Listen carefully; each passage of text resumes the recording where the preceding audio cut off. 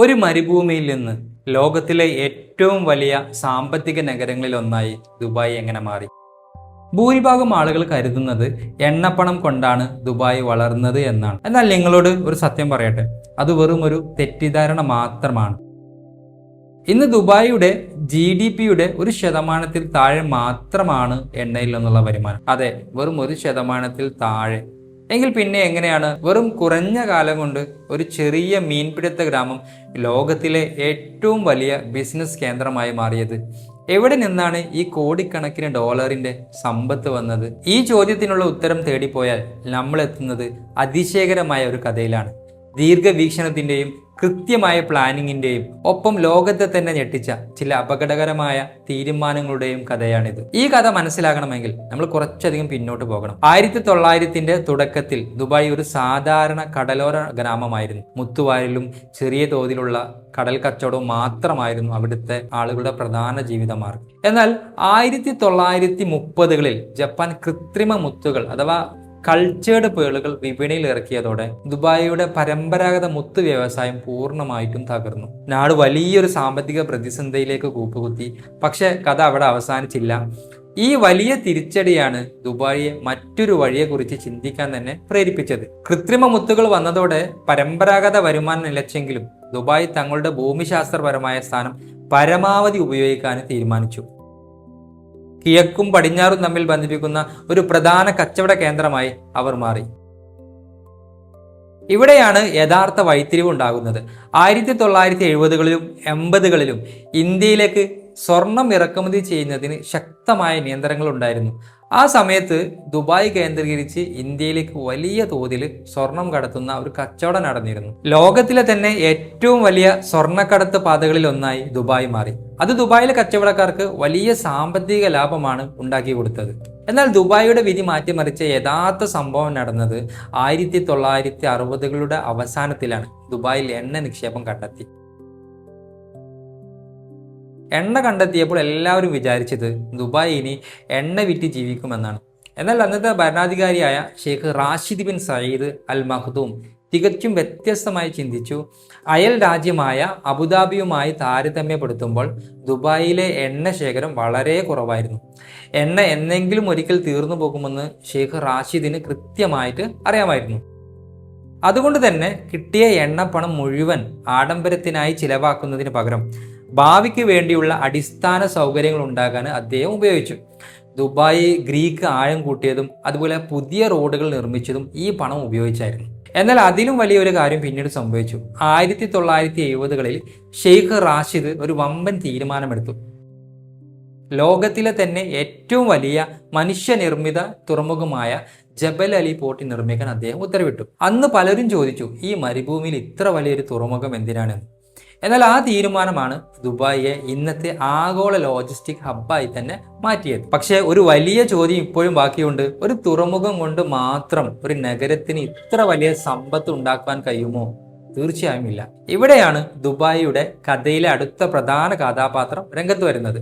ഷെയ്ഖ് റാഷിദിന്റെ മകനായ Sheikh Muhammad bin Rashid അൽ Makhdoom 1977-ൽ Dubai എയർപോർട്ടിന്റെ ചുമതലയുള്ള കമ്മിറ്റിയുടെ തലവനായി ഷെയ്ഖ് മുഹമ്മദ് ചുമതലയേറ്റു. ദുബായിയെ ലോകത്തിന്റെ വ്യോമയാന കേന്ദ്രമാക്കാനുള്ള ആദ്യ പടി അവിടെ നിന്നാണ് ആരംഭിച്ചത്. തുടർന്ന് 1985-ൽ ദുബായ് ഭരണകൂടം സ്വന്തമായി ഒരു എയർലൈൻ തുടങ്ങി. അതിന് അവരിട്ട പേരാണ് എമിറേറ്റ്സ് എയർലൈൻസ്.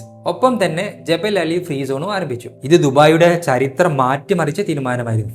വിദേശ കമ്പനികൾക്ക് 100% ഉടമസ്ഥാവകാശവും ഒപ്പം 100% നികുതി ഇളവും നൽകുന്ന ഒരു ഫ്രീ സോൺ സിസ്റ്റം അവർ ലോകത്തിന് മുന്നിൽ അവതരിപ്പിച്ചു. ഇത് ദുബായിയുടെ ചരിത്രം മാറ്റിമറിച്ച തീരുമാനമായിരുന്നു. നികുതി കൊടുക്കേണ്ടതില്ല എന്ന് കേട്ടതോടെ ലോകത്തിലെ മുൻനിര കമ്പനികൾ തങ്ങളുടെ ആസ്ഥാനം ദുബായിലേക്ക് മാറ്റാൻ തുടങ്ങി. ഇതിനിടയിൽ 1995-ൽ ഷെയ്ഖ് മുഹമ്മദ് ദുബായിയുടെ കിരീടാവകാശിയായി ചുമതലയേറ്റു.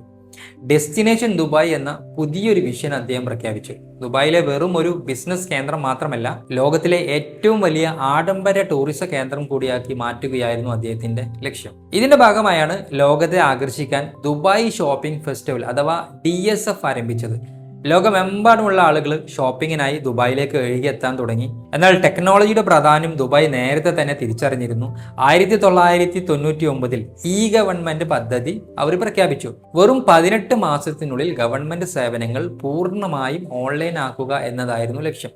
ഒപ്പം ലോകത്തിലെ പ്രമുഖ ടെക് കമ്പനികളെ ആകർഷിക്കാൻ ദുബായ് ഇന്റർനെറ്റ് സിറ്റിയും ആരംഭിച്ചു. ഗൂഗിൾ, ആപ്പിൾ, മൈക്രോസോഫ്റ്റ് തുടങ്ങിയ ആഗോള ഭീമന്മാർ ദുബായിൽ ഓഫീസ് തുറക്കാൻ ഇത് കാരണമായി. 2006 ഷെയ്ഖ് മുഹമ്മദ് ദുബായിയുടെ ഭരണാധികാരിയും യുഎയുടെ വൈസ് പ്രസിഡന്റും പ്രധാനമന്ത്രിയുമായി ചുമതലയേറ്റതോടെ വിജ്ഞാനാധിഷ്ഠിത സാമ്പത്തിക വ്യവസ്ഥതയിലേക്കുള്ള യാത്രക്ക് വേഗത കൂട്ടി. ഇനി നമുക്ക് മറ്റൊരു പ്രധാന കാര്യം നോക്കാം. ദുബായ് റിയൽ എസ്റ്റേറ്റ് വിപ്ലവം എങ്ങനെയാണ് ഉണ്ടായത് എന്ന്. 2000ന്റെ തുടക്കത്തിൽ വിദേശികൾക്ക് ദുബായിൽ ഭൂമിയും വീടുകളും സ്വന്തമാക്കാൻ ഗവൺമെന്റ് അനുവാദം നൽകി. അതുവരെ പ്രാദേശിക പൗരന്മാർക്ക് മാത്രം സാധ്യമായിരുന്ന കാര്യത്തിൽ വലിയൊരു മാറ്റമാണ് വന്നത്. ലോകത്തിലെ ഏറ്റവും ഉയർന്ന കെട്ടിടമായ ബുർജ് ഖലീഫ, കടലിൽ നിർമ്മിച്ച പാം ജുമൈറ തുടങ്ങിയ അത്ഭുത പദ്ധതികൾ ഉയർന്നു വന്നത് ഇതിന്റെ ഫലമായാണ്. റിയൽ എസ്റ്റേറ്റും നിർമ്മാണ മേഖലയും ദുബായ് സാമ്പത്തിക വ്യവസ്ഥയുടെ പ്രധാന തൂണുകളായി മാറി. ബിസിനസ്സും ടൂറിസവും മാത്രമല്ല, ധനകാര്യ മേഖലയും ദുബായ് ആധിപത്യം ഉറപ്പിച്ചു. ദുബായ് ഇന്റർനാഷണൽ ഫിനാൻസ് സെന്റർ അഥവാ DIFC സ്ഥാപിച്ചതിൽ വളരെ പ്രധാനപ്പെട്ട ഒന്നാണ്. ഇംഗ്ലീഷ് കോമൺ ലോ അടിസ്ഥാനമാക്കി പ്രവർത്തിക്കുന്ന ഈ ഫിനാൻഷ്യൽ ഹബ്ബ് ഇന്ന് ലോകത്തിലെ മുൻനിര സാമ്പത്തിക കേന്ദ്രങ്ങളിൽ ഒന്നാണ്. ഇന്ന് ദുബായിയുടെ GDPയുടെ ഏകദേശം 14% ഫിനാൻഷ്യൽ സർവീസിൽ നിന്നാണ് വരുന്നത്. പക്ഷെ കഥ അവിടെയും അവസാനിച്ചില്ല. നയതന്ത്ര തലത്തിലും ദുബായ് വലിയ മാറ്റങ്ങൾ വരുത്തി. 2020 ഇസ്രായേലുമായി ഒപ്പുവെച്ച അബ്രഹാം അക്കോർഡ് ഇതിനൊരു മികച്ച ഉദാഹരണമാണ്. ഈ കരാറിലൂടെ ചരിത്രത്തിൽ ആദ്യമായി ഇരു രാജ്യങ്ങൾക്കുമിടയിൽ നേരിട്ടുള്ള വിമാന സർവീസുകൾ ആരംഭിച്ചു. കരാർ ഒപ്പുവെച്ച് അധികം വൈകാതെ തന്നെ 1,00,000-ലധികം ഇസ്രായേലി വിനോദസഞ്ചാരികളാണ് UAE സന്ദർശിച്ചത്. ഇത് ടൂറിസം മേഖലയ്ക്ക് വലിയൊരു ഉണർവ് തന്നെ നൽകി. ഇനി നിങ്ങൾ അതിശയിക്കുന്ന ചില വസ്തുതകൾ പറയാം. ദുബായിയെ കുറിച്ച് എല്ലാവർക്കുമുള്ള പ്രധാന തെറ്റിദ്ധാരണകളെ പറ്റി നമുക്ക് സംസാരിക്കാം. അതിൽ ആദ്യത്തേത് ദുബായ് സമ്പന്നമായത് എണ്ണ വിറ്റാണ് എന്നതാണ്. എന്നാൽ യാഥാർത്ഥ്യം എന്തെന്നാൽ 1980കളിൽ ദുബായിയുടെ GDPയുടെ 50% എണ്ണയായിരുന്നെങ്കിൽ ഇന്ന് ഖനന മേഖലയും എണ്ണയും ചേർത്ത് വെറും 2% മാത്രമാണുള്ളത്. അതിൽ ക്രൂഡ് ഓയിൽ മാത്രം എടുത്താൽ അത് GDPയുടെ 1%-ലും താഴെയാണ്. ഇന്ന് ദുബായിയുടെ യഥാർത്ഥ വരുമാനം വരുന്നത് ഹോൾസെയിൽ ആൻഡ് റീറ്റെയിൽ ട്രേഡ്, അതേപോലെ തന്നെ logistic, financial service, real estate എന്നിവയിൽ നിന്നാണ്. വ്യാപാര ആവശ്യങ്ങളും നികുതിരഹിത ഷോപ്പിങ്ങും കാരണം റീറ്റെയിൽ മേഖലയിൽ മാത്രം GDPയുടെ 22% മുതൽ 26% വരെ സംഭാവന ചെയ്യുന്നുണ്ട്. രണ്ടാമത്തെ വലിയ തെറ്റിദ്ധാരണ ദുബായിലെ സമ്പത്ത് അവിടുത്തെ തദ്ദേശീയരുടെ മാത്രമാണ് എന്നതാണ്. എന്നാൽ ശരിക്കുമുള്ള കണക്കുകൾ കേട്ടാൽ നിങ്ങൾ ഞെട്ടും. ദുബായിലെ ആകെ ജനസംഖ്യയുടെ 90%-ലധികവും വിദേശികളാണ്. 2025 കണക്കനുസരിച്ച് ദുബായിലെ ജനസംഖ്യ 4.6 മില്യൺ, അതായത് 46 ലക്ഷത്തോളമാണ്. കുറഞ്ഞ കൂലിക്ക് പണിയെടുക്കുന്ന നിർമ്മാണ തൊഴിലാളികൾ മുതൽ ഉയർന്ന ശമ്പളം വാങ്ങുന്ന ഗ്ലോബൽ എക്സിക്യൂട്ടീവുകൾ വരെ ഉൾപ്പെടുന്ന വിദേശ തൊഴിലാളികളാണ് ഇന്ന് ഈ സമ്പത്ത് വ്യവസ്ഥയെ നിയന്ത്രിക്കുന്നത്. മൂന്നാമത്തെ ഒരു തെറ്റിദ്ധാരണ ദുബായ് സാമ്പത്തികമായി ലോകത്തിലെ യാതൊരു പ്രതിസന്ധികളും ബാധിക്കാത്ത ഒരു ഇടമാണ് എന്നതാണ്. എന്നാൽ ഇത് തെറ്റാണ്. എണ്ണയെ ആശ്രയിക്കുന്നത് കുറച്ചെങ്കിലും വ്യാപാരം, ടൂറിസം, റിയൽ എസ്റ്റേറ്റ് എന്നിവയെ അമിതമായി ആശ്രയിക്കുന്നത് കൊണ്ട് തന്നെ ആഗോള സാമ്പത്തിക മാന്ദ്യവും യാത്രാ വിലക്കുകളും ദുബായിയെ വലിയ തോതിൽ ബാധിക്കാറുണ്ട്. ഇവിടെയാണ് ദുബായിയുടെ സാമ്പത്തിക മോഡലിന്റെ പ്രത്യേകത നമ്മൾ മനസ്സിലാക്കേണ്ടത്. ഇന്റർനാഷണൽ ഹെറാൾഡ് ട്രിബ്യൂണൽ ദുബായിയുടെ മോഡലിനെ വിശേഷിപ്പിച്ചത് central plan free market capitalism എന്നാണ്. അതായത് ഒരു ഗവൺമെന്റ് എന്നതിലുപരി ഒരു വമ്പൻ കോർപ്പറേറ്റ് കമ്പനി പോലെയാണ് ദുബായ് പ്രവർത്തിക്കുന്നത്. സർക്കാരിന്റെ ഉടമസ്ഥതയിലുള്ള എമിറേറ്റ്സ്, ദീവ തുടങ്ങിയ കമ്പനികൾ ലോകത്തിലെ ഏറ്റവും മികച്ച ബിസിനസ് സ്ഥാപനങ്ങളോട് മത്സരിച്ചാണ് ലാഭം ഉണ്ടാക്കുന്നത്. ഇനി ദുബായിയുടെ ഏവിയേഷൻ രംഗത്തെക്കുറിച്ച് ചിന്തിച്ചു നോക്കൂ. ഏവിയേഷൻ സർവീസുകളും ട്രാൻസ്പോർട്ടും നേരിട്ട് GDPയുടെ 12 മുതൽ 13% വരെയാണ് സംഭാവന ചെയ്യുന്നത്. എന്നാൽ ടെക്സ്ഫോർഡ് എക്കണോമിക്സ് നടത്തിയ പഠനം അനുസരിച്ച് വിമാനത്താവളവും എയർലൈനും അതിലൂടെ എത്തുന്ന ടൂറിസവും സൃഷ്ടിക്കുന്ന ആകെ സാമ്പത്തിക മൂല്യം ദുബായ് GDPയുടെ 27%-ഓളമാണ്. അതായത് ദുബായ് സമ്പദ് വ്യവസ്ഥയുടെ 1/4 നിലനിൽക്കുന്നത് ഈ വ്യോമയാന മേഖലയെ ആശ്രയിച്ചാണ്. 2025 മാത്രം ദുബായ് എയർപോർട്ട് കൈകാര്യം ചെയ്തത് 95.2 മില്യൺ യാത്രക്കാരെയാണ്. ദുബായിയുടെ ഇന്നത്തെ അവസ്ഥ എന്താണെന്ന് നോക്കാം. UAEയുടെ ആകെ സമ്പദ് വ്യവസ്ഥ 2025 $517 ബില്യൺ എത്തിയിട്ടുണ്ട്. ഇതിൽ 6.2% വളർച്ചയാണ് രേഖപ്പെടുത്തിയത്. ഇതിൽ ദുബായിയുടെ മാത്രം റിയൽ GDP വരുന്നത് $255.3 ബില്യൺ ആണ്. ദുബായിയുടെ വളർച്ചാ നിരക്ക് 5%. UAEയുടെ നോൺ ഓയിൽ GDP അഥവാ എണ്ണ ഇതര വരുമാനം 2024 റെക്കോർഡ് തലമായ 74.9% എത്തിയിരുന്നു. 2025 UAEയുടെ എണ്ണ ഇതര സമ്പദ് വ്യവസ്ഥ 6.8% വർദ്ധിപ്പിച്ച് 1.5 ട്രില്യൺ ദിർഹത്തിലെത്തി. ഇതിൽ നിർമ്മാണ മേഖല മാത്രം 11.1% വളർച്ചയാണ് കൈവരിച്ചത്. എന്നാൽ ഭൂതകാലത്തെ ഓർമ്മകൾ മാത്രം വിറ്റ് ജീവിക്കാൻ ദുബായ് തയ്യാറല്ല. ഭാവിക്ക് വേണ്ടിയുള്ള പുതിയ പ്ലാനുകൾ അവർ ഇപ്പോൾ തന്നെ തയ്യാറാക്കി കഴിഞ്ഞു.